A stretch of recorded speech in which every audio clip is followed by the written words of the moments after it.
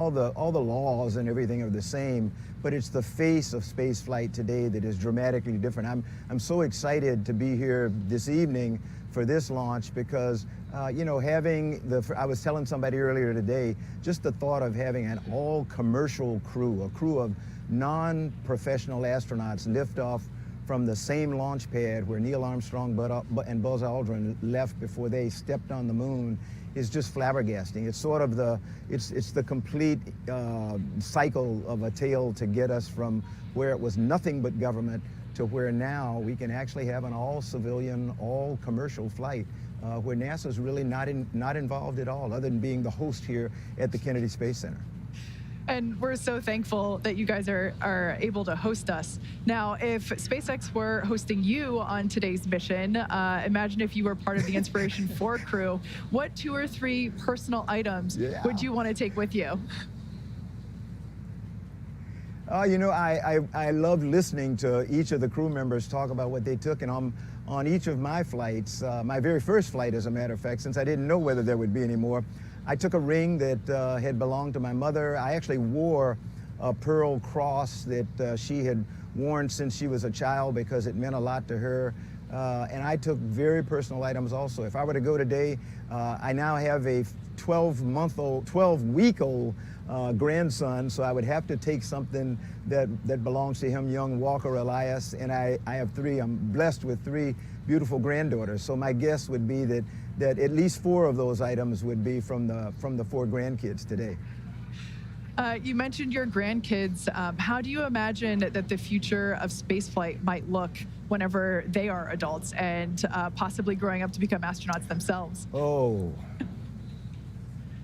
You know, Kate, I am firmly convinced that by the time Walker, who's the baby now, the 12-week-old, by the time he gets ready to go to space, we're going to be talking about, I mean, going to the moon will be, routine is not a word I like to use, so let's not do that, but it will be a place where we go with some frequency, and we'll be venturing off to Mars also. So I think there's a very good chance that probably Walker and maybe my baby granddaughter, Talia, will have an opportunity to be among the first people to actually set foot on Mars. So I'm very hopeful that they will end up doing that. And if they decide that they don't want to go to space, they don't want to fly, we're big proponents of, you know, Sian is actually really pushing the arts. I really agree with what she says. Arts and design are key aspects of what's required for us to even get people to space. And they are 2 areas that we should not overlook as we talk about STEM education. But the arts and design are what gives us as an example, the wonderful spacesuits that the crew is wearing today.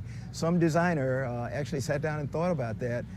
You know, that's not aerodynamic. That's actually a little arts and design there. So I think the world is the oyster for my grandchildren, and I'm excited about it. Yeah, you're absolutely right. You add the A into STEM and you get STEAM, right? Now, years ago at exactly right. Years ago at a joint SpaceX NASA launch, you gave observers some really great advice, and that was to put their phones down and watch the launch with their own eyes and just really enjoy the experience. Now, with our Inspiration4 crew sitting in their seats, what advice would you give to those civilian astronauts as they are preparing to go to space for the first time? You know, believe it or not, I sent Jared a text a few days ago, and then I had an opportunity to say hello to them before they walked out today, and my advice to them was relax, enjoy it, suck it up, really spend time in the window to look at the incredible beauty of our planet from a perspective that not very many humans will have had. You know, we've flown 500 and some odd humans to space, but as you all keep pointing out, when I flew my Hubble Space Telescope mission, we were at 600 kilometers, and that was a view that only people who had gone to the moon had before, and we've not had any views like that since because we've just not gone that high. They are going to be in a unique position looking at this planet from almost 600 kilometers, and it's breathtakingly different from looking on board the International Space Station. That's awesome, but it's amazing how much just the additional 100 or so kilometers adds to your perspective. You don't see the whole planet, but they're going to see a lot more of it than people see from the International Space Station. And I just hope they'll take an opportunity to suck it up and enjoy it and visualize it, so they can tell stories about it to their children and grandchildren and to every kid they meet when they come back. Because that's actually the most important role for an astronaut, is to become storytellers and help people understand why it's important to take care of our planet and why we're running out of time, and we've got to be better stewards of the planet. So I'm excited for them to have this opportunity. Yeah, you're absolutely right. As the mission name indicates, one of the primary functions of this mission is to inspire others. So you hit the nail on the head there for sure. Exactly. Charlie Bolden, former NASA administrator and NASA astronaut, thank you so much for joining us today. Back over to Jesse as we continue to tick down to T0. Thank you, Kate, and thank you, Charlie Bolden. That was an incredible interview, and great to hear from him, our partners at NASA. It's just so great. Teamwork really makes the dream work. So if you're just now joining us, you picked a great time, as we are approximately T-minus 56 minutes and counting until launch. Welcome to the coverage for the mission known as Inspiration4, the first all-civilian mission to space. Liftoff time is still holding for 8:02 p.m. Eastern time, and we're tracking no issues with Falcon 9 or Dragon. The range is green, the weather is cooperating. Over the last 3 hours, Jared Isaacman, Dr. Sian, Proctor, Hayley Arceneaux, and Chris Sembroski donned their SpaceX spacesuits in our brand new SpaceX suit-up room, and were then transported to the pad where our crew entered the SpaceX Dragon spacecraft, which you've been seeing live on your screen the past few hours. Yeah, but before we go any further, we have to get reacquainted with our crew. Let's take a moment and learn a little bit more about Jared. He is a 38-year-old Inspiration4 commander. He is the founder and chief executive officer of Shift4 Payments, a father and husband, and has set multiple world records as a pilot. When he was younger, Jared flew in over 100 air shows and dedicated every performance flight to great causes, and today is no different. This mission is named Inspiration4 in recognition of the 4-person crew's mission to inspire support for St. Jude Children's Research Hospital. Jared has donated $100 million himself and is hoping to raise another $100 million to support the nonprofit organization. This $200 million goal for St. Jude Children's Research Hospital would not be possible without Jared's dedication to a greater cause. Here's more about the New Jersey native and self-described aviation and aerospace fan. I grew up in New Jersey, and when I was a kid, I wanted to grow up and be a doctor. My older brother's a doctor. I watched the show ER as a kid, and I thought that's pretty cool. I think, saving lives is a pretty important thing. But, life took me in a different direction. My interest in aviation and aerospace goes back since I was a kid. I mean, the first computer I built, I was playing Falcon 2.0, and then, upgraded to play Falcon 3.0. I went to Aviation Challenge, which is part of Space Camp as a kid. I was a, observer of SpaceX from the outside looking in, like a lot of people. And then, my opportunity to kind of see what the inside was like began in October of 2020, when the idea of Inspiration4 started to come about. A big part of what we're trying to achieve with Inspiration4 is to send, an inspiring message really to the world about what is certainly possible up there in space, but also what we can accomplish here on Earth as well, which is why, this massive fundraising effort for St. Jude Children's Research Hospital is such a big part of our mission. To me, having some balance where you're trying to tackle a problem of today so you can earn the right to keep making progress tomorrow is just a philosophy I've tried to live by for some time. The advice I would give my younger self, you can aim high, you can dream big, and even things that people would say is next to impossible, you can accomplish it. I totally believe we all have, that fundamental obligation to leave the world a better place than we found it. I'm Jared Isaacman, and I'm the commander of Inspiration4. For this first all-civilian mission to orbit, Jared wanted his crewmates to represent the best of humanity, pillars he's identified as leadership, hope, generosity, and prosperity. As commander of the mission, Jared holds the seat of leadership. For the seat of hope, Jared went to St. Jude and was introduced to Hayley Arceneaux. Hayley is from Memphis, Tennessee, and serves as the medical officer of the Inspiration4 mission, overseeing medical care and experiments. When she was 10, she was diagnosed with bone cancer. St. Jude Children's Research Hospital helps her with groundbreaking treatment, including chemotherapy and limb-sparing surgery that resulted in replacing her femur bone with a prosthetic. Now she is currently a physician's assistant at St. Jude Children's Research Hospital, the same place that saved her life so many years ago. At 29 years old, she represents a couple of firsts for this mission that's already the first civilian mission to go into space. Hayley will be the youngest American to go into space and the first person to go into space with a prosthetic body part. Here's more on Hayley, who occupies the seat of hope on the Inspiration4 mission. I'm so excited to be going to space, and I'm just a regular person. I am so lucky that I got a phone call asking if I wanted to go to space. I'm from Louisiana. I was a super active, super outgoing kid, involved in everything, and I actually had just gotten my black belt in Taekwondo a couple days before I was diagnosed with cancer. I definitely am excited to represent those that aren't physically perfect. I want to bring this experience back and share with everyone I encounter, and just what this represents for the new age in space travel and who can be an astronaut. I've thought a lot about launch day. I've even had some dreams about launch day, and I still don't know what will be going through my mind. I know I'm gonna be incredibly excited. And of course, I have the window seat. Looking out the window and seeing Earth from space is going to be so incredible. Can't even put into words. What I'm absolutely most excited about is we're gonna call the St. Jude patients from space. And I'll get to video call these kids that I've gotten to treat, and these kids going through cancer treatment and getting to show them what life after cancer can look like.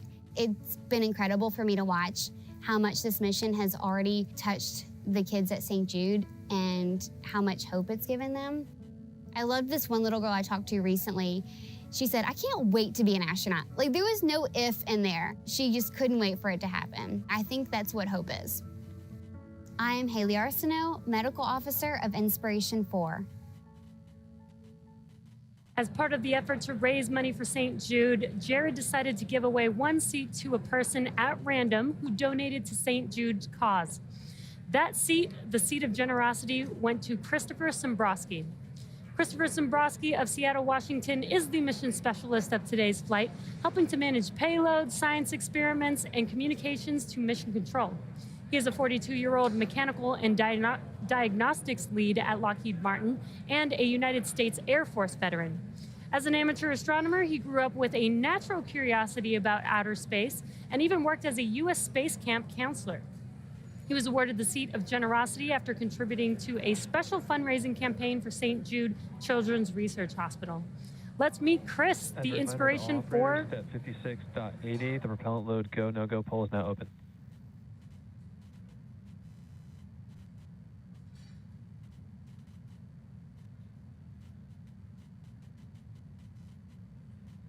Let's meet Chris, the Inspiration4 mission specialist. When I found out I was going to space, I was dumbfounded. I think I was just struck dumb for days. The seed was planted for me to fall in love with space when I was little and started launching little rockets in my front yard with my dad, the first of which is still probably stuck in a Florida pine tree somewhere. But when I first saw a space shuttle launch in person from the causeway, 6 to 8 miles away, you could still feel that rumble pounding through your chest. That kind of just shifted my foundation a little bit, and I knew from there on out I had to be somehow a part of space, whether it was helping support a mission or lobbying for folks to be able to go into space. That's where I wanted to be. Of course, I'm going to be looking down at my home in Western Washington. I'm also looking to see what I don't see, and that's going to be lines on a map or those walls that seem to separate all of us ideologically or politically or even geographically or physically, those don't exist when you get far enough out. And I'm really hoping to bring back that sense of what it means to only have that one small line that matters to all of us, and that's the atmosphere that keeps us separated from, the vacuum of space. As we get to launch day, I am gonna have the biggest smile going ear to ear. It's gonna be, I'm gonna be shaking with excitement. No fears or jitters at all about what's going to happen, but man, that's gonna be a heck of a show. I'm Chris Sembroski, Mission Specialist of Inspiration4. Jared reserved the fourth seat for someone who exemplified the entrepreneurial spirit. This fourth seat, representing prosperity, was awarded to Dr. Sian Proctor. She is from Tempe, Arizona, and serves as the pilot for today's mission. She's 51 years old, is an entrepreneur, an educator, poet, artist, and active voice in the space exploration community. She's passionate about encouraging others to use their unique space to inspire those within their reach and beyond as part of her Space to Inspire motto. Dr. Sian was awarded the seat of prosperity after being selected as the top entrant of an independently judged online business competition conducted by the Shift4Shop e-commerce platform. Here's more about Dr. Proctor and her love of exploring planet Earth. The day of launch, I'm going to be thinking about how my entire life has led up to this moment.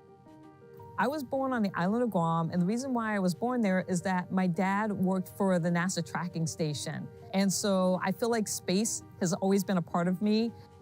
When I got that call, that Zoom, and Jared was on there, and he said that, they picked me for the prosperity seat, that I was going to go to space with him and be part of the Inspiration4.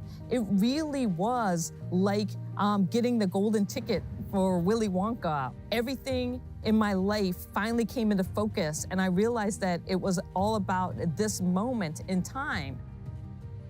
I won the prosperity seat for Inspiration4, and I did that not as a geoscientist or an explorer or an analog astronaut, which are all on my resume.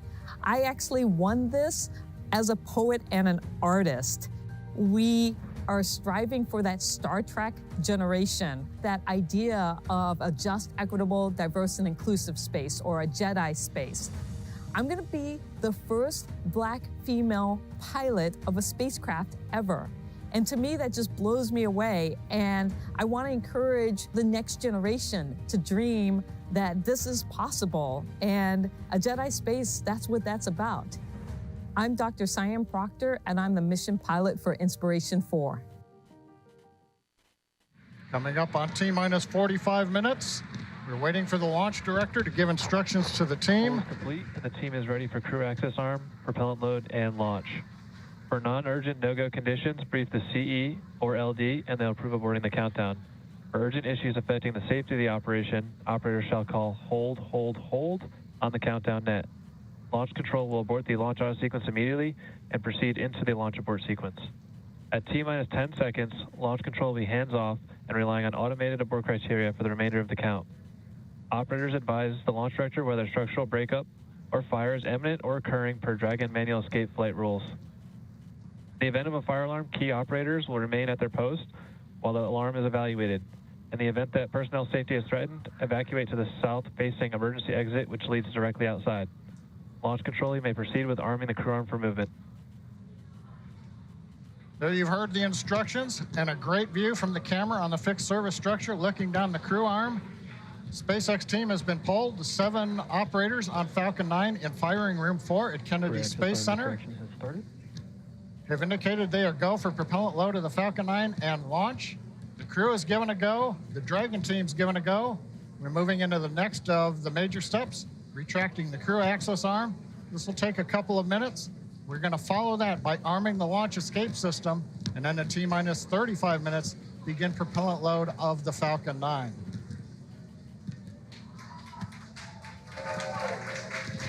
And sharing in the background here at Hawthorne, people watching the arm moving away as we get deeper into the countdown. Weather continues to be good for Falcon 9 launch. Range is ready to support. All systems remain green and go.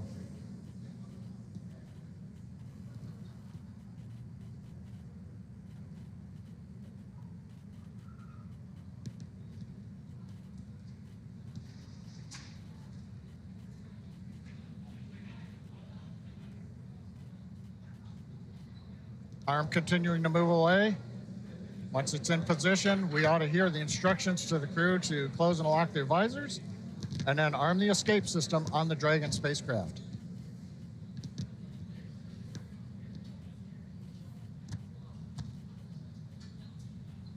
The countdown clock is continuing to tick, and we are now at T-minus 42 minutes from launch. We're standing by the crew arm. The crew access arm has retracted, and that is one of the last major visual milestones that we'll see in preparation for liftoff. And it's slowly moving back here, should conclude shortly. And shortly thereafter, once the crew arm has been retracted, we should hear the call out that the launch escape system is armed. And from there, we'll hear that Falcon 9 prop load has started. We saw our Inspiration4 crew members suit up about 3 hours ago in our brand new suit up room located in the Falcon support building. Crew access arm retraction complete.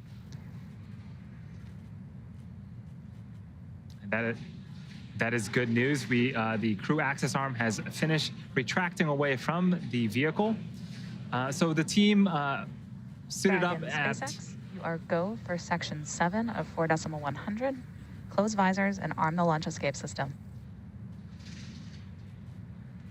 And copy that, SpaceX. We're go for section 7 of 4.100. We're closing visors and arming LES.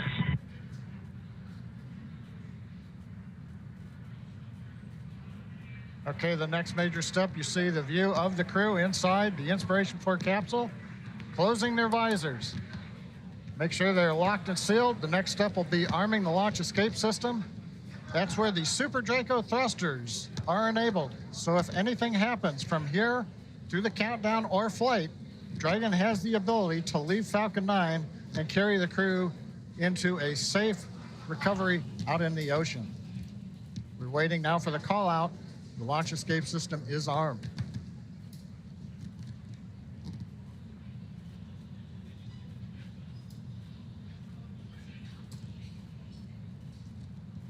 Yeah, John, you mentioned the launch escape system, and launch escape system is verified armed.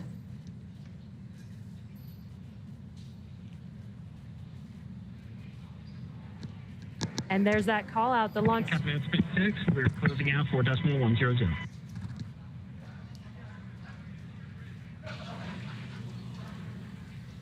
Copy that, Dragon.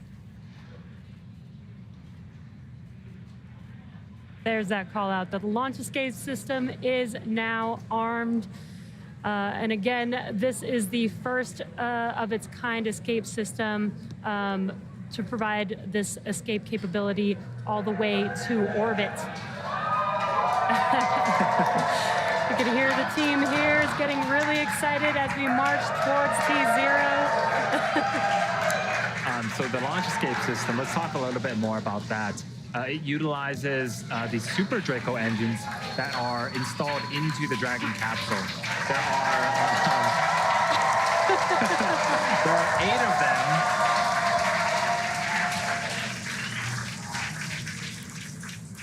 There are 8 Super Draco engines on the Dragon capsule, and they're aptly named Super Dracos. They differ from the regular Dracos just a little bit. The Draco engines that are on the Dragon that help in in-orbit maneuvers, those produce about 90 pounds of force in the vacuum of space.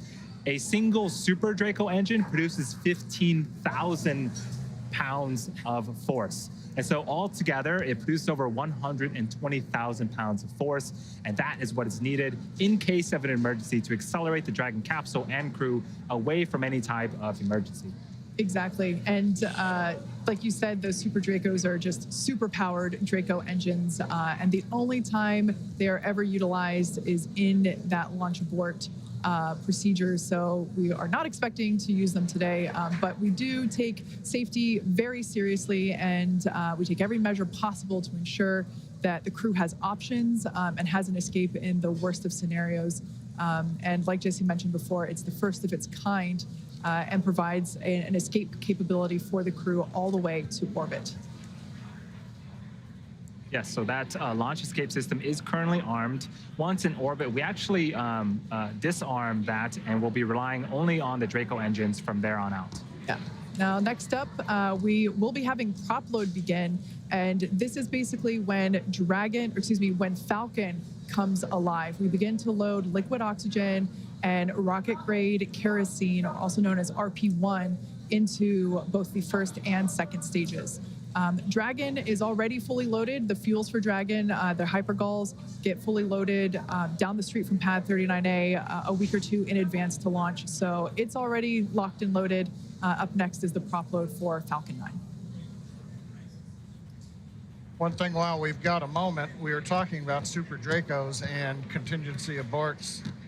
You will hear call-outs probably during the Ascent, Stage 1A, Stage 2A, Stage 1B. Propellant tanks will be venting for propellant load. That just means various points in time, if an escape was necessary, the Dragon flight computer is programmed to do different things. How long the engines will burn, how long it'll wait to coast to apogee, what it'll do to come back down when the parachutes are deployed. So when you hear those, it's usually the crew giving the call out and the ground echoing it. That just indicates we are moving farther and farther away from the launch pad. And so if a contingency arose, different sequences would be performed in the Dragon flight computer.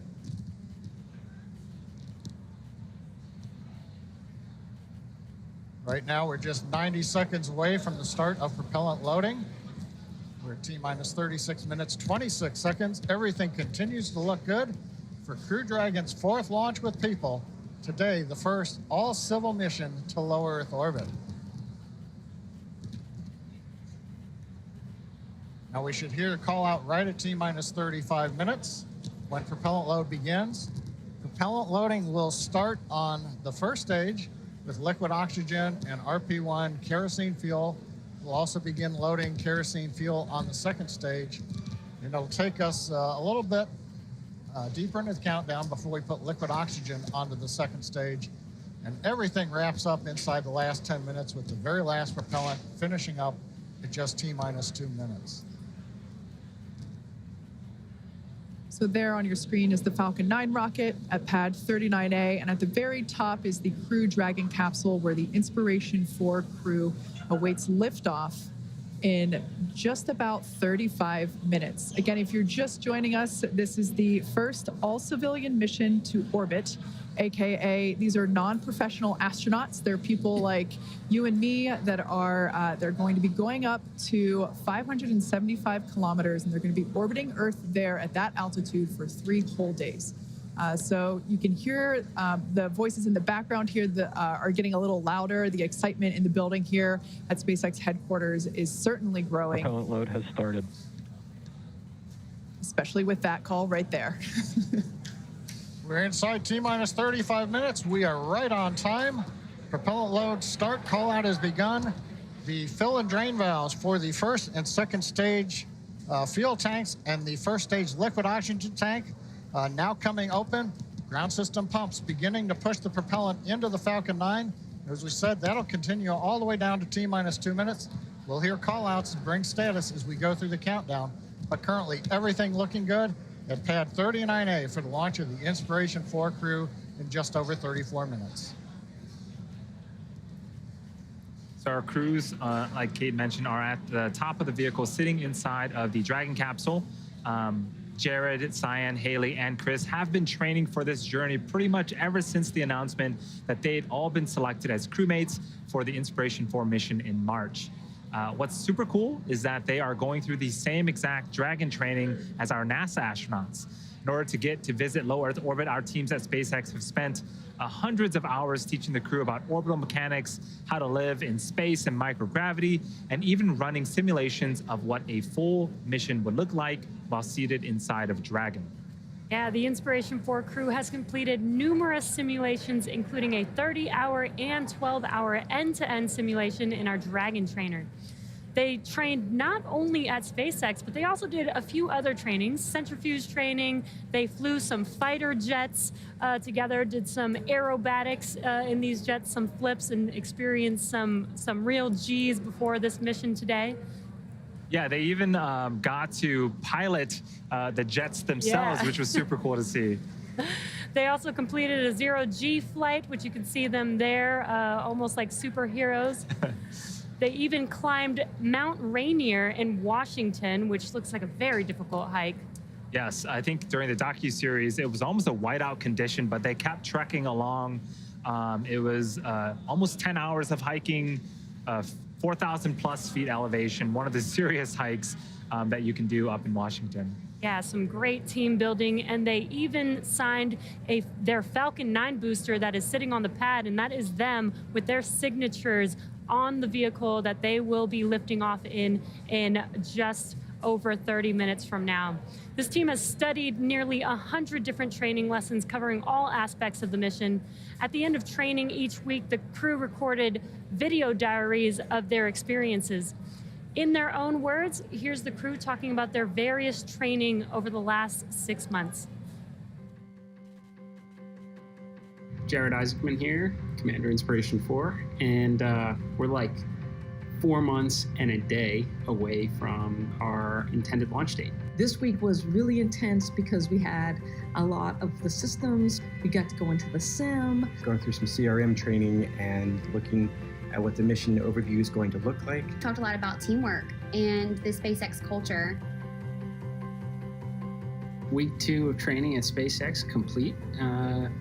This was a heavy week. I just completed another week at SpaceX, and it was intense. A lot of good building blocks.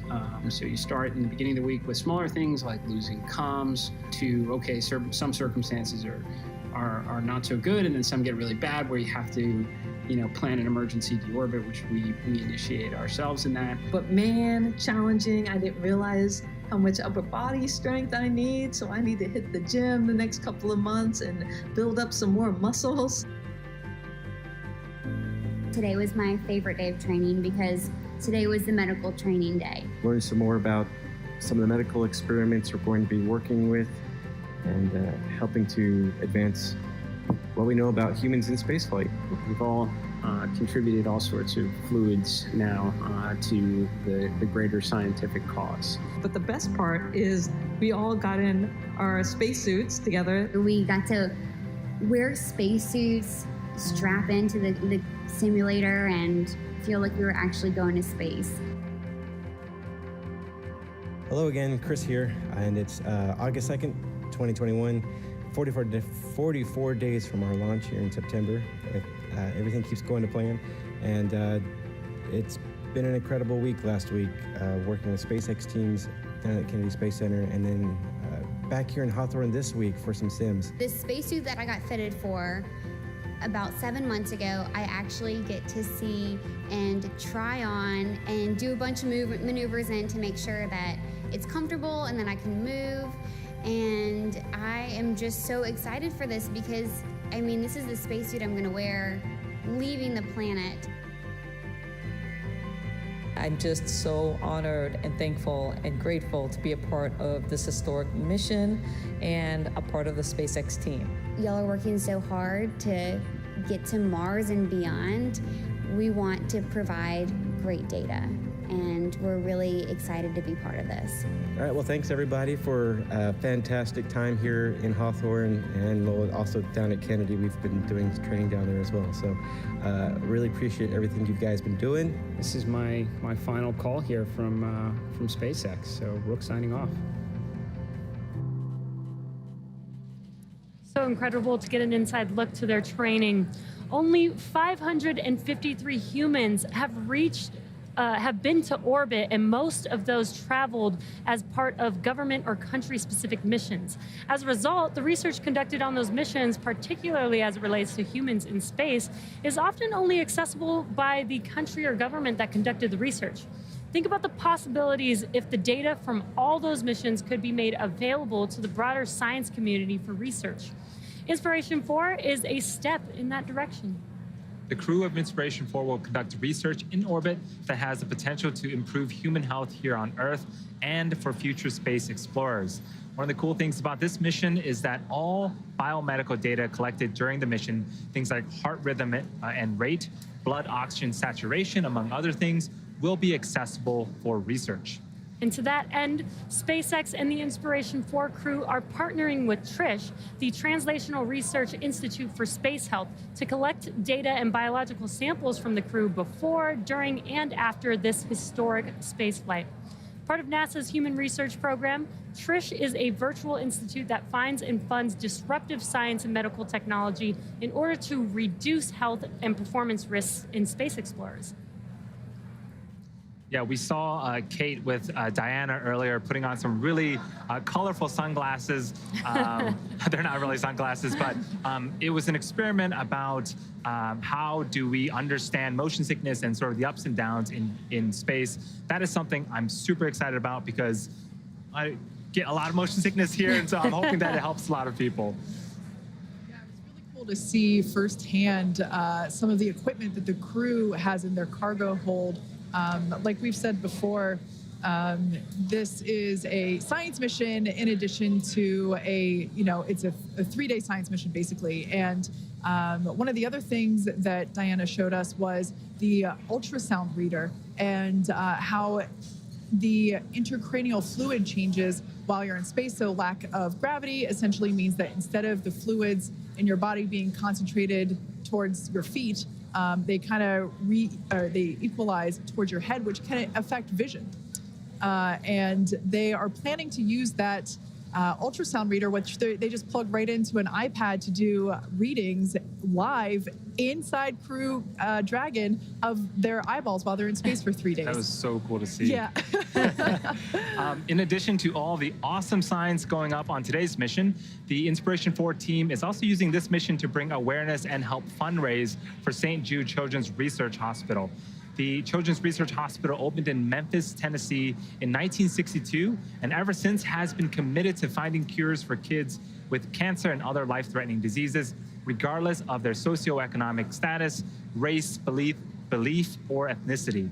St. Jude has invented treatments that help to push the overall childhood cancer survival rate from 20% to more than 80% in the United States. In developing countries, that number is unfortunately not that high, with fewer than 1 in 5 children with cancer surviving. St. Jude has a bold mission to change that. The Inspiration4 mission is part of an ambitious fundraising goal to give hope to all kids with cancer and other life-threatening diseases. The goal is to raise $200 million for St. Jude. Jared already committed $100 million. Jared already committed $100 million of his own money, and the team has raised about $30 million so far, but we still have a ways to go. If you're watching on YouTube, you'll notice that there's a donation button where you can make your own contribution. Any amount, big or small, makes a big difference, and it's super easy to do. So go ahead and click the donate button and give what you can to help save a child's life. Beyond the good this mission will do for science and childhood cancer, this mission is also exciting because it's the debut of the new Dragon cupola.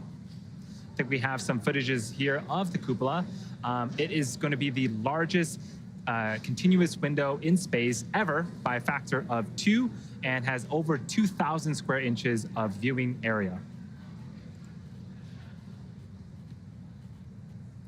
And there's a lot that went into the design for this.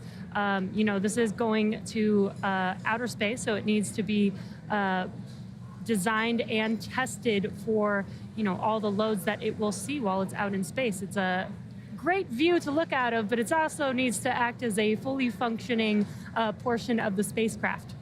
Yeah, we were talking about reusability earlier, and this capsule is being used for the second time on this mission. It previously supported the Crew 1 mission in November of last year, but this cupola is brand new to this capsule, brand new to SpaceX. We're debuting it on this mission, and it is there's a view of it there in an anechoic chamber, and it's just incredible that we're basically going to have 360 views of space from the forward hatch there.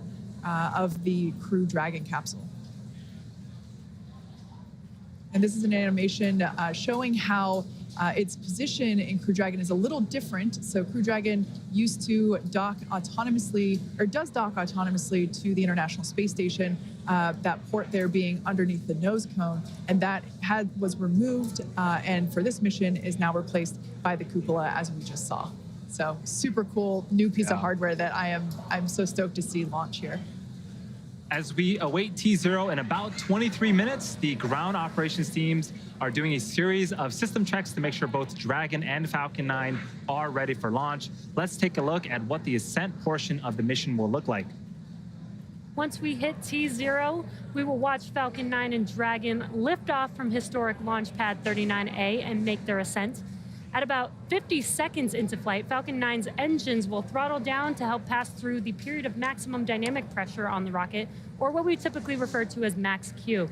And it's worth noting that once we hit max Q, the vehicle will be going supersonic.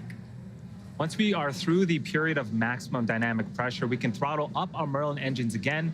From here, we are about 2.5 minutes into flight, and we have a series of 3 events that happen in rapid succession. First is MECO, or main engine cutoff. This is where all 9 Merlin engines shut off in preparation for stage separation. Stage separation is where the first stage detaches from the second stage, with the first stage making its way back to Earth for landing, as the second stage continues on its journey with the third event, which is SES1, or second engine start 1, and that is where the Merlin vacuum engine on the second stage lights up and propels the second stage along with our Inspiration4 crew to orbit. As stage 2 heads towards its targeted drop-off orbit, stage 1 will execute 2 burns in order to make its way back to Earth. The first is the entry burn, which is where 3 of those 9 Merlin 1D engines will reignite and then shut down. And that'll help slow the stage down in preparation for entry back into the Earth's atmosphere.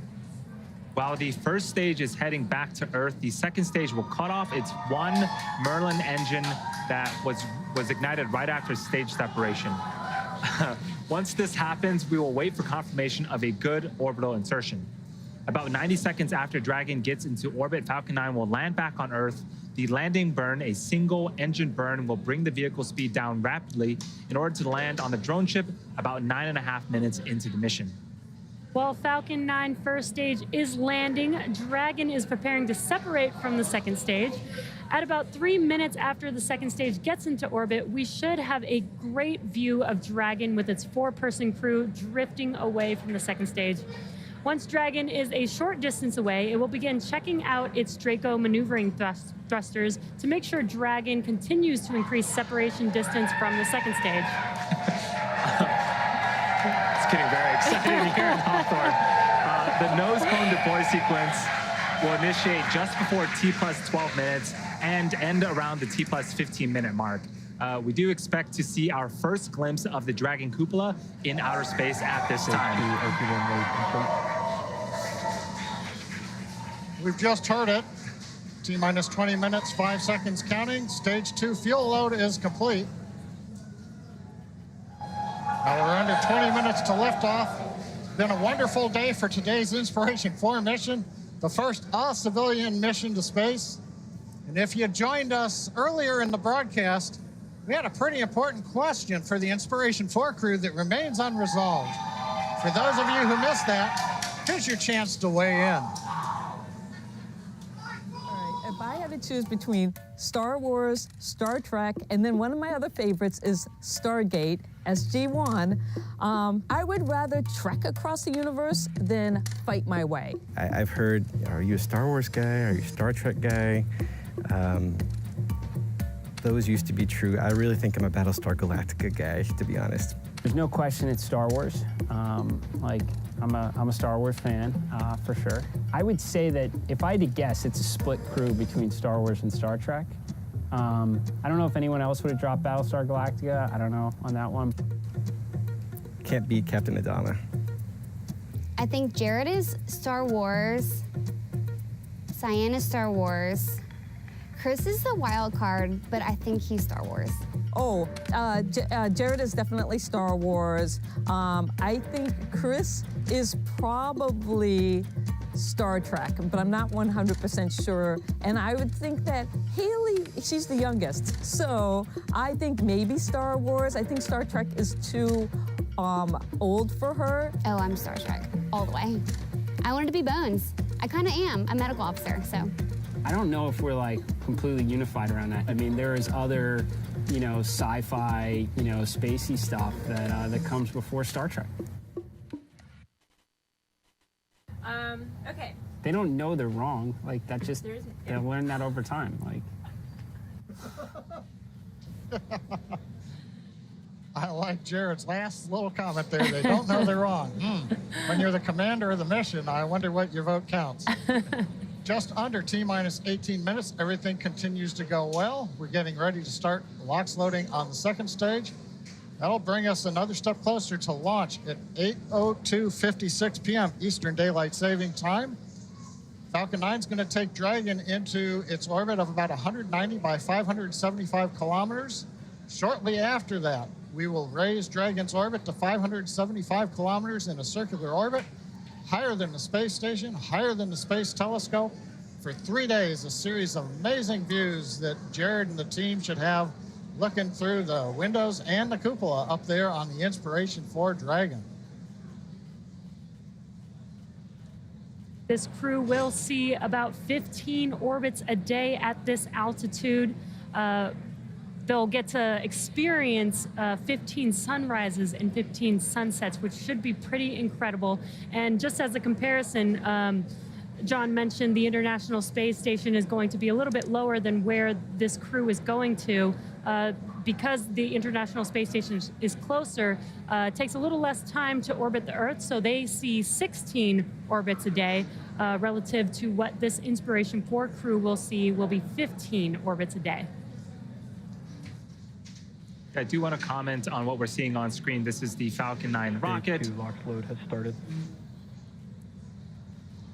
That was the call for stage 2 liquid oxygen loading. You can start to see some white clouds around Falcon 9. That is normal and expected for us at this stage in the countdown. We are topping off that super chilled liquid oxygen, and when it reaches the warmer ambient air temperatures of Florida, it starts to condense and form those clouds that you see. Now, if you notice that the second stage there is a slightly whiter shade than the first stage, that's because the first stage has been reused twice before. It previously supported the GPS 3.4 and GPS 3.5 missions back in 2020 and 2021 of this year. So that booster is making its third flight today. The Dragon capsule is making its second flight. It previously flew on the NASA Crew 1 mission to the International Space Station. So that's why the second stage looks a little different than the first stage there, just underneath it.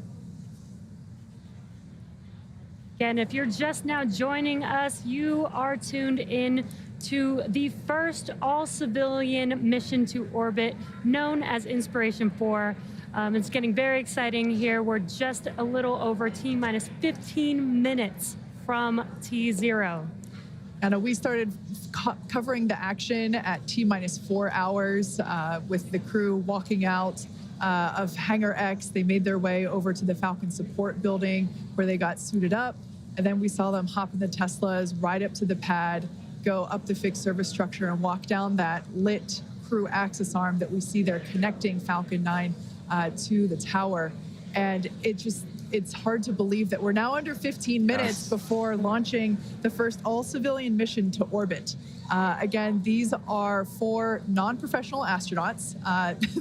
They're people just like us, and they're going to be going to space for 3 days. They're going to be orbiting Earth at 17,500 miles per hour. So they're basically going so fast that they won't fall back to Earth until we tell Dragon to do so. And they're going to be going up to a height of 575 kilometers. Yep, and at those speeds and at those altitudes, they're going to be doing tons of science, which is super cool. And all of that data is going to be available for folks to continue to push the boundaries of what human space exploration will be in their near future.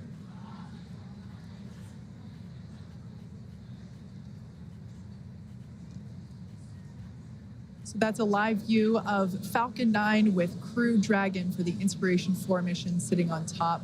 There we can see our 4 soon-to-be astronauts there, comfortable in their seats.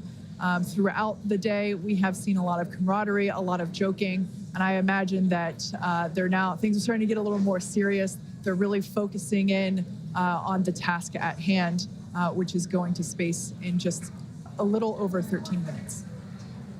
Yeah, this is very exciting.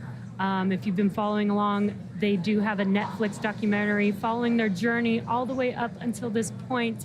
And the crew has just been so incredible. It's been so amazing to watch them throughout this whole process, and very excited to see them strapped in their seats, ready to go. We're just inside T-minus 13 minutes, counting down. Everything is still looking good for launch of Falcon 9 and Dragon at 8 hours, 2 minutes, 56 seconds Eastern Daylight Saving Time, coming up very shortly. Falcon 9 did begin propellant loading on time at T-minus 35 minutes. Loading of the RP-1 kerosene fuel onto the second stage is complete. That closed out right on time. Fuel loading is continuing on the larger first stage tank. It's about half full right now. That'll finish at T-minus 6 minutes. We ought to hear that call out on the webcast. We're continuing to load densified liquid oxygen onto the first stage and into the second stage tanks. Now, the liquid oxygen load will wrap up at about T-minus 3 minutes on first stage, T-minus 2 minutes on the second stage. Now, a reminder, now that we are into propellant loading, we cannot stop the countdown and try to launch later in the window.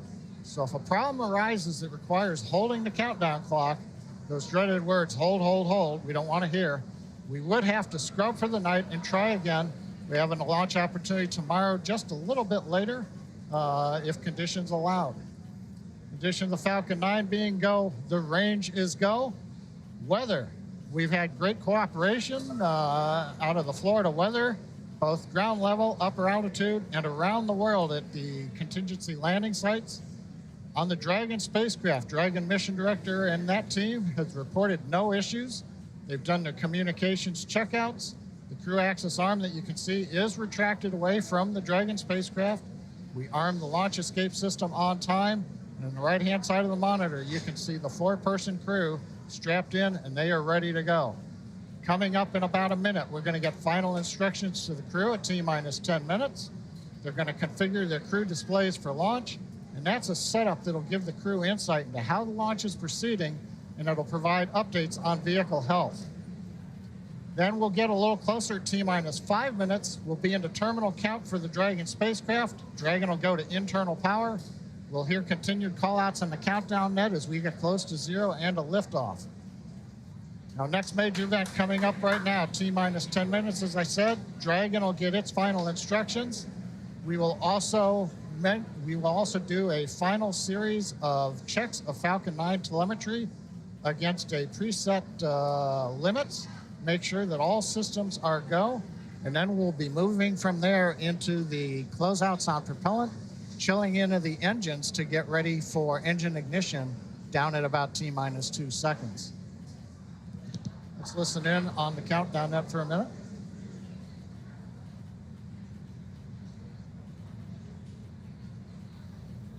Dragon SpaceX, confirm crew displays are configured for launch. SpaceX Dragon, our displays are configured for launch. Copy that, Dragon. And it has been an absolute honor to prepare you for this historic flight. Today, you are truly inspiring the world. We wish you a great mission, good luck, Godspeed, and enjoy the ride.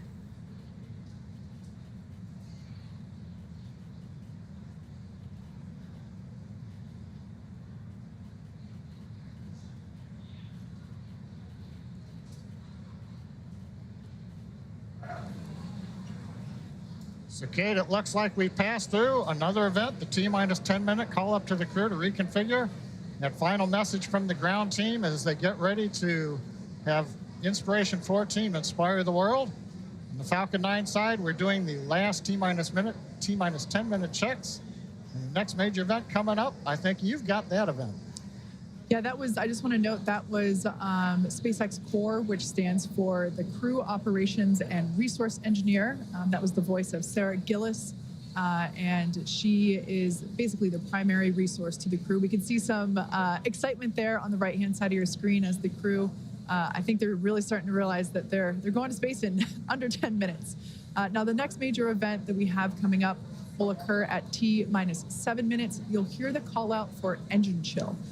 Engine chill is simply, as the name says, we chill down some of the hardware in the engine. We're actually going to flow a little bit of the super chilled, densified liquid oxygen through the turbo pumps and allow that hardware to basically come down, the temperature come down. This allows us to avoid any thermal shock to the hardware when the full flow of super chilled liquid oxygen occurs at startup.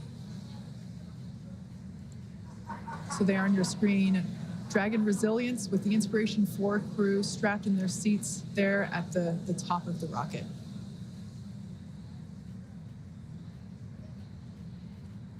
Once again, if you're just joining us, this is the first all-civilian mission to orbit, and they are going to space in 7.5 minutes. They will be ascending to an altitude of 575 kilometers above Earth and orbiting Earth at that altitude for 3 days.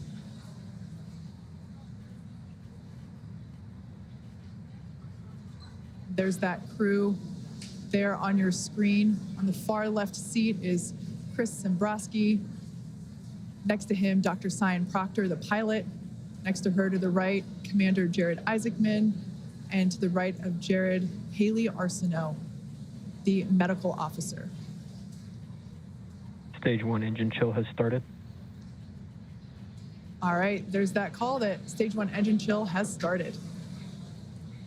We don't really have a good view, but right now at the base of the Falcon 9, the 9 Merlin engines are beginning to vent a little bit of liquid oxygen overboard down into that flame bucket. As Kate says, that's chilling in the turbo pumps in preparation for going to high-speed flow at T-2 seconds. Nice view on top of the fixed service structure looking down at Dragon. The transport erector, or strongback, is currently still clamped onto the second stage right next to the vehicle. We'll see that retract starting about 4.5 minutes before launch when the arms open up and then the strongback will recline away a couple of degrees. What we're getting ready for RP1 load complete. Right now is that call out. We're right on time.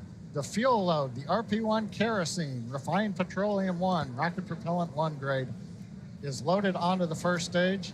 So that leaves us with just liquid oxygen loading continuing on both first and second stage. And you can see that moist Florida air slowly breezing by the 2 chilled down liquid oxygen tanks. And you can see the mist coming off as the moisture, the humidity in the air condenses and gives you those clouds. Yeah, that super chilled liquid oxygen coming into contact with the ambient Florida air. So creates these puffs of white clouds, as John said, completely normal. In fact, we will be seeing more of those once LOX load completes and those lines are closed off to the vehicle. Coming up in just about 10 seconds, we should be hearing the call that Dragon has been transitioned to its terminal count configuration.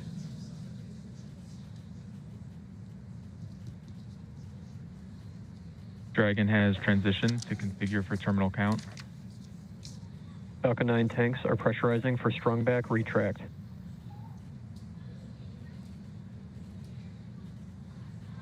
Everything continuing to go on schedule. We're beginning to pressurize the tanks. That'll help stiffen the second stage up as the 2 hydraulic clamp arms will open up coming up here very shortly.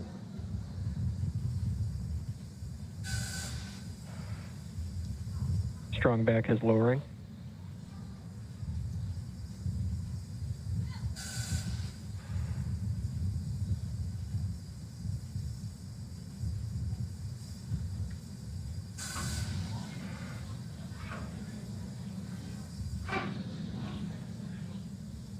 As you can see on the timeline there at the bottom of your screen, the strongback retraction is the next major event. In fact, the last physical event or modification to the pad prior to liftoff.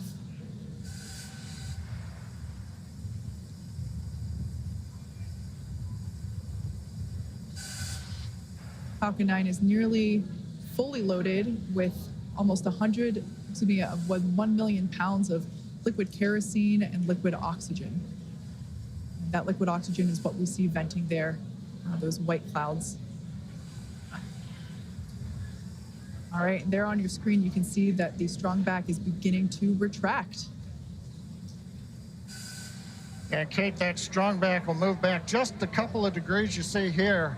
Then at T0, when the Falcon 9 sends the liftoff command to the ground to release it, hydraulics will bring that strong back the rest of the way to about a 45-degree position at liftoff. Stage 1 LOX load complete. We've got the call out right on time. First stage liquid oxygen loading is complete, shutting down the ground pumps. We're down to just loading second stage liquid oxygen. And now, under 3 minutes until the launch of Inspiration4. Dragon has transitioned to terminal count and is on internal power. All right, and there's that call out that Dragon is now running on its own power. It is no longer connected to the power systems of Pad 39A. As you just heard, the crowd is super excited here at SpaceX headquarters in Hawthorne, California, as we are now under 2.5 minutes until the launch of the Inspiration4 crew.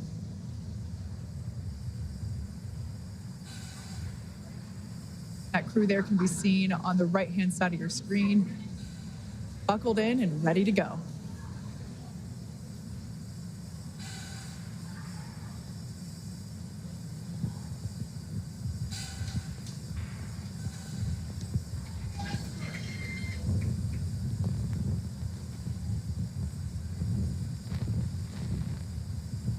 Stage 2 LOX load complete. And there's the call that stage 2 LOX load is Dragon complete. is an auto idle. Falcon is now fully loaded with all of its propellants. Closeout will begin shortly. Expect loud venting. The announcement to let the crew know that as we vent off various lines on the launch pad, we'll hear some loud noises. Let the crew know that's planned. We're also right now draining the liquid oxygen out of the transporter erector, draining the lines, getting ready for launch. Waiting for the startup call at T-minus 1 minute.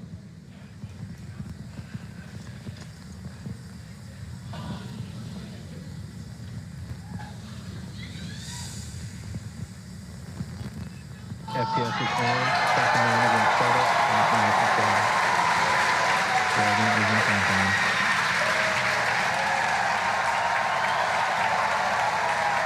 You can hear the cheers. We're inside 1 minute. Go for launch. Inspiration4 is go for launch. Punch it, SpaceX.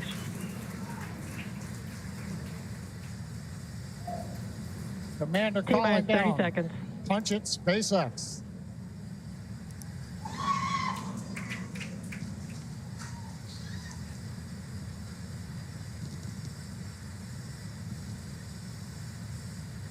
T-minus 15 seconds.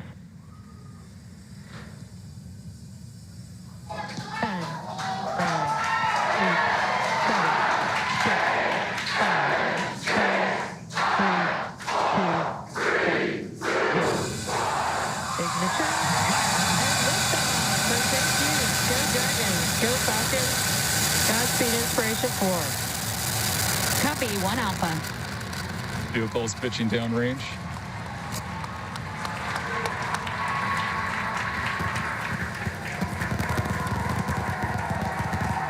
Stage 1 propulsion is nominal.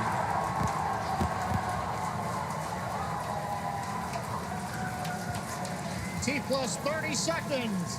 Callouts indicate nominal. Historic mission flying the Inspiration4 crew on board Dragon and Falcon 9. Great view of the crew in the capsule. We're into the throttle down, into the throttle bucket. Stage 1 throttle down. Throttling down in preparation for the period of maximum dynamic pressure.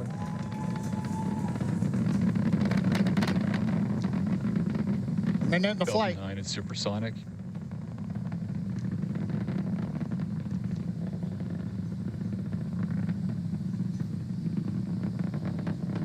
Stage 1 throttle up. We're through the period of maximum dynamic pressure. Copy, We're 1 throttled Bravo. back up, and 1 Bravo, the call out from space. That's one of the abort sequences.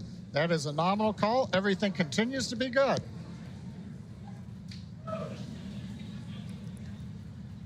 Looks like a smooth ride for the crew.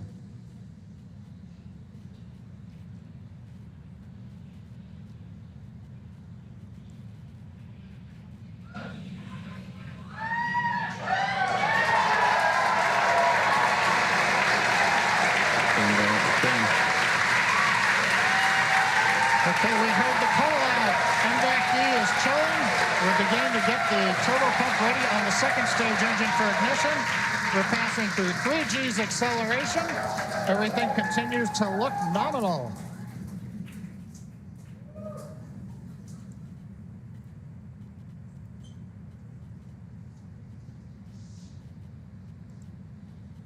Merlin engines are throttling down for G limiting. 4 Gs, we're holding it there for the crew.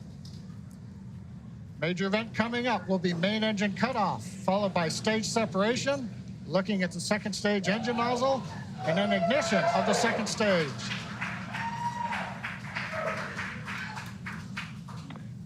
And Miko. Stage separation confirmed.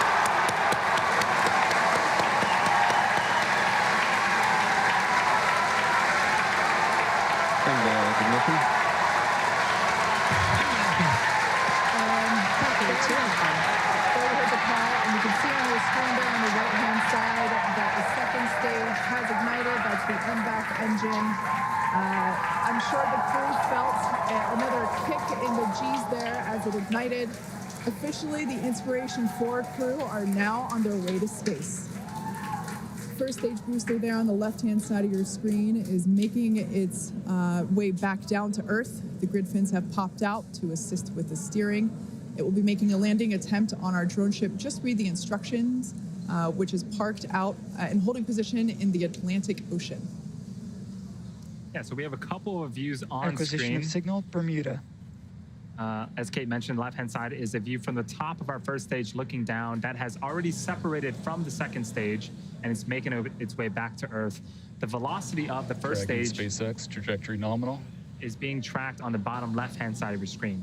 On the right-hand side of your screen is a view of our second stage Merlin vacuum engine. On the opposite end of that engine is the second stage and the crew, which sits on top of the second stage. Everything looks to be going normally with them. And you can also track the velocity on the second stage on the bottom right-hand side of your screen. And we also have awesome views of the crew inside of their capsule as well. I'm pretty sure during first stage ascent, I saw Dr. Sian Proctor. I'm pretty sure I saw Dr. Sian Proctor give us 2 thumbs up. Yep. I'm sure she enjoyed this ride that she's been waiting for her entire life. Yes. One notable thing, too, is we're getting some twilight views. The sun just set in Florida, but we're high enough up where the light around the horizon is also reflecting off of very high altitude objects, such as the first and second stages. Dragon SpaceX, trajectory nominal. Love to hear that call out, trajectory nominal from the guidance engineer. Also notice we're really up there now, well past 100 kilometers. Acquisition of signal, New Hampshire. Just before that view switched, we saw some teammate fist bumps going on there inside of the cabin. Yeah, they look like they're having a fun ride there. And their journey isn't over. We've got about 7 more minutes until Dragon separates from the second stage. Yes, next milestone for this mission is actually going to be happening on the first stage. It's going to be performing a re-entry burn that's going to be coming up around the T plus 7 minute and 30-second mark. That burn is used to slow down the first stage before it re-enters the denser parts of the atmosphere. A few minutes later, it will execute a landing burn and make an attempt to land on our drone ship that's currently parked in the Atlantic Ocean. Dragon SpaceX, trajectory nominal. Dragon copies.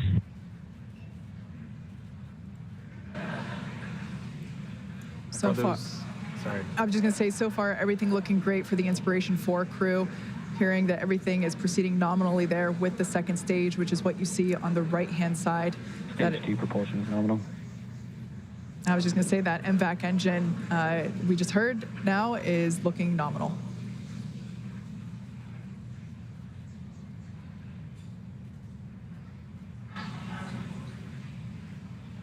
About a minute left to go before the first stage performs its first burn. And on your left-hand side, looking at the first stage, you may see those white puffs. Those are the nitrogen puffs helping to steer and guide the vehicle. Basically, Dragon SpaceX trajectory nominal. Basically is the attitude control for the vehicle as it makes its way back down to Earth.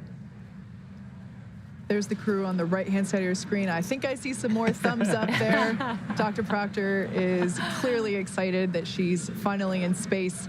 Again, this mission will be orbiting Earth for 3 days, and they will be at an altitude of 575 kilometers, which, if I remember correctly, John you said that that is the distance from Los Angeles to the Golden Gate Bridge.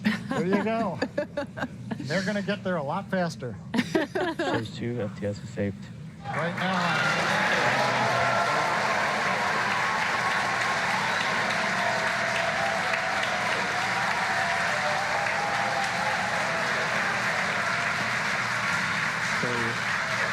What you're seeing on screen on the left-hand side is the entry burns, the first of 2 burns on the first stage. Again, this first stage has already separated from the second stage. So the first stage is making its way back to Earth, trying to land, and the second stage, everything is going well. It is headed into orbit with the crew on board. Actually, there on your screen, you can see a sunrise horizon there with planet Earth just behind the glowing MVAC engine. Stage 2 is in terminal guidance. Call out stage 2 in terminal guidance. We're at the altitude. We're working the angular momentum we need to get into the right orbit. And if you're wondering, crew's pulling about 3.5 Gs right now, less than they took on the first stage flight. So in about 15 seconds, we are expecting Copy, Shannon.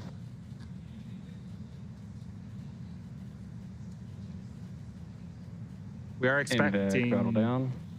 The MVAC to throttle down and cut off an event called second engine cutoff, and then we'll wait for the confirmation of good orbit. At the same time, the first stage will be beginning its landing burn. And here we have the MVAC. We just saw that it shut off its engine. Stage 1, landing burn still up. Dragon SpaceX, nominal orbit insertion. All right, good news there. The nominal orbit insertion. That's amazing news for Inspiration4 crew.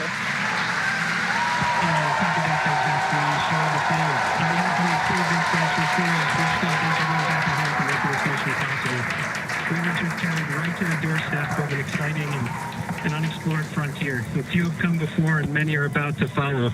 The door's opening now, and it's pretty incredible. Stage 1 landing is confirmed. Dragon SpaceX, launch escape system is disarmed. And you can hear the excitement behind me. We just heard from Jared thanking everyone for making this mission possible.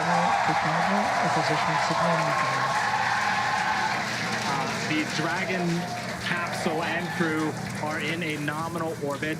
In a few minutes here, we'll begin opening that. In a few minutes here, we'll separate from the second stage, and then shortly after that, we'll begin opening that nose cone. At the same time, we landed our first stage on the drone ship, which is super exciting. As if the second stage action wasn't exciting enough. Right.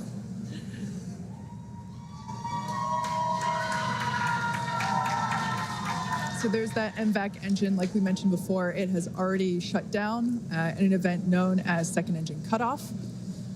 And the crew are now gliding, if you will. Now, one thing right now is we're coming up just under 11 minutes in the flight. We're waiting another minute and a half or so before we get into the separation sequence. The second stage is going through a series of events where we make sure that gases are all pushed out of the system. There aren't any what they call disturbance torques. We want to make sure that the second stage is very stable, it's quiet, it's not moving around, it's not doing anything. So we give it a few minutes to actually just vent everything down, then go into quiet mode, Then Dragon will send the command to separate itself from the Falcon 9. It'll be pushed away. Falcon 9 stays in orbit for a while till it eventually comes back to Earth, and then Dragon moves on its way. Yeah, John, you talked about the terminal count earlier today, and this is almost similar to that. It's like another check before the next event that happens. The beauty of the countdown. Okay, we're about 30 seconds away from separation of Dragon from the second stage. The view on the left-hand side of the screen is a view of the unpressurized section of Dragon. So it's the sort of back end, the trunk section of the Dragon. So when we do see separation, we'll see that kind of push away from the second stage and make its way into orbit.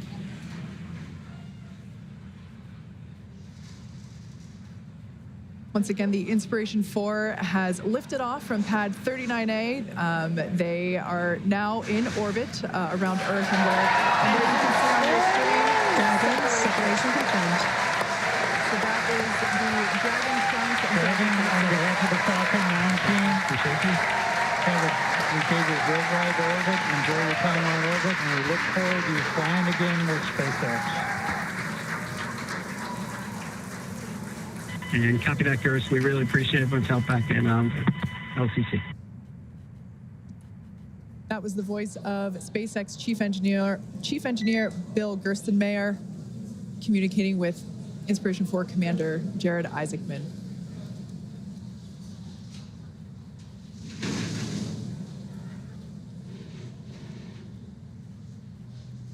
So Dragon has separated away from the second stage. And that's the view that we have on the left-hand side of your screen. A lot of space there. Expected the loss next of signal Bermuda and New Hampshire. And then the next event that we are anticipating is the opening. Dragon SpaceX, nominal dehumidifier activation and service section Draco checkouts. We're going to open up that nose cone. There, we show you.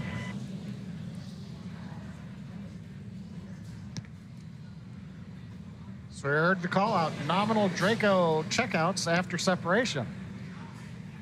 And there's that first view that we have over the shoulders of Commander Jared Isaacman and pilot Sian Proctor.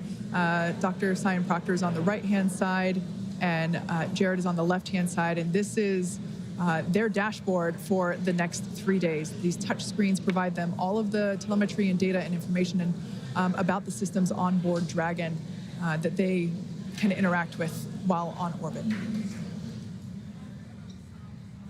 We can see the zero-G indicator floating around. And it looks like it is a little golden retriever. Oh, like the golden retriever assistance dogs at St. Jude Children's Hospital. That is apropos. Oh, I love it. 5th crew member on board with the Inspiration4 crew. So in a few seconds here, we are expecting the nose cone to open up, and hopefully we'll be able to see the first views of the Dragon cupola in space.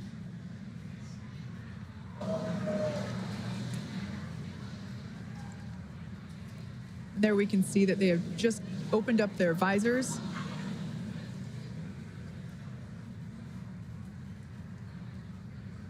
And there is a forward hatch inside of Dragon between the cupola and the crew. So when the nose cone does deploy, they won't immediately get to see out the cupola, but once they can get out of their seats, open up that hatch, they'll get some incredible views of space. And on your right-hand screen is Mission Control Hawthorne at SpaceX headquarters here.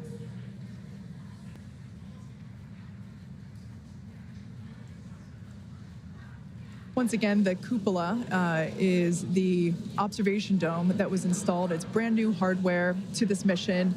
It is in place of what was the docking adapter the docking mechanism that allowed Crew Dragon to previously dock with the International Space Station.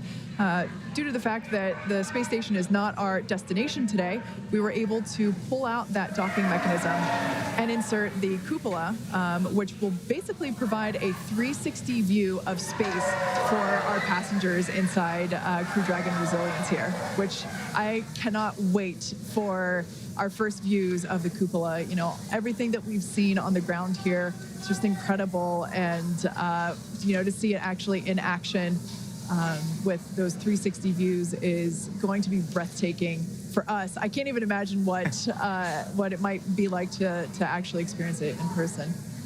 Yeah, this is going to be incredible, and I can't wait for them to get the first look out, and hopefully Lost the signal, Newfoundland. Hopefully we'll get to see some of their reactions when they first look out that window.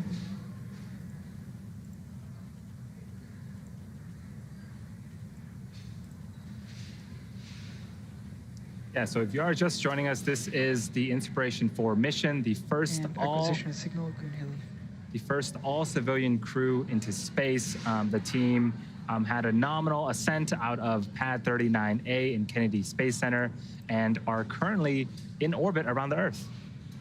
Yeah, what an incredible place to be in right now when we can say we have now put 4 civilians into space, into orbit.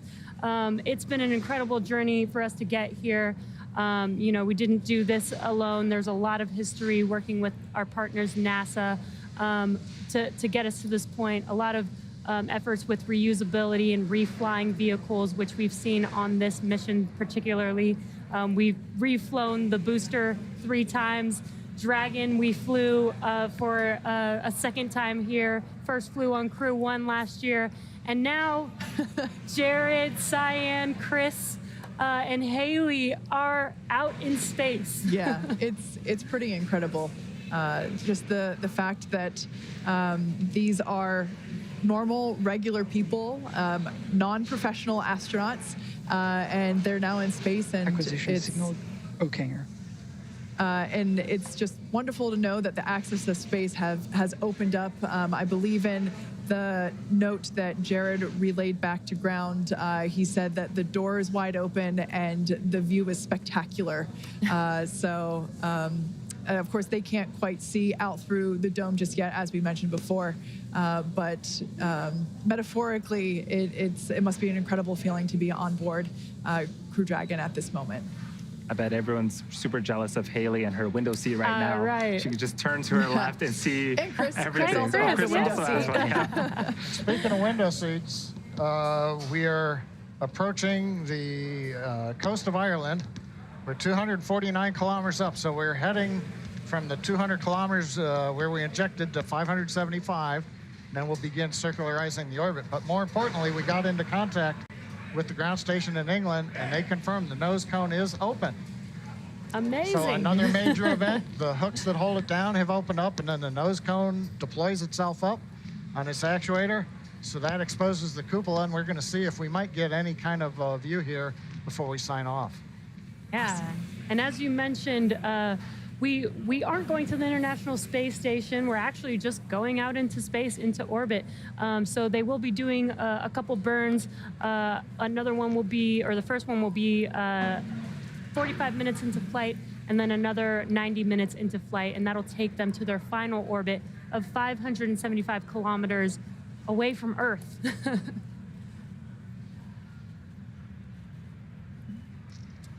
So at this point, it sounds like we're actually not going to be able to get views of the nose cone opening and of that cupola. So unfortunately, we won't be able to bring that to you live at the moment. However, we will be providing that footage once it becomes available. And the 4 of us are super excited to see what our 4 Inspiration4 astronauts are going to be seeing over the next 3 days. So at this point, Jared, Hayley, Chris, and Sian are now officially in orbit. Over the next 45 minutes, they'll reach their cruising orbit and spend the next 3 days orbiting planet Earth. We'll be checking in periodically with the crew to see how they're enjoying their first trip to orbit and to check in on those 360 views of space.